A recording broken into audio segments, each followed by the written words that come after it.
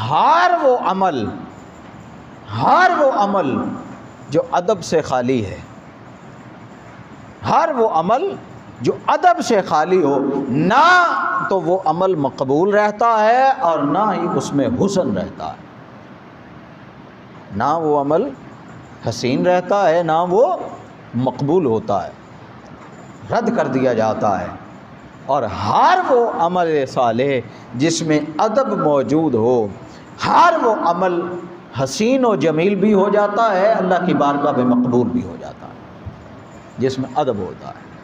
پھر ادب ایک ایسی چیز کا نام ہے، ادب ایک ایسی شے کا نام ہے جو آپ کی زبان اور گفتگو کو حسین بنا دیتا ہے، آپ کی گفتگو کے اثرات کو بڑھا دیتا ہے۔ ادب جو ہے وہ آپ کے تعلقات کو خوشگوار بنا دیتا ہے۔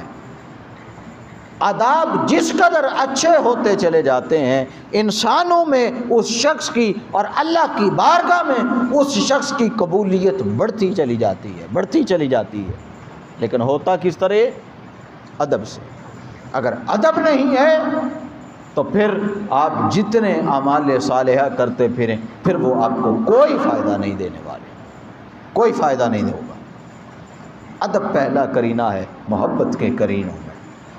اگر اللہ کی محبت کا دم بھرنے والے ہیں، ادب کرنا سیکھ لیں، اپنے دل کو ادب سے مزین کر لیں، اخلاق سے مزین کر لیں۔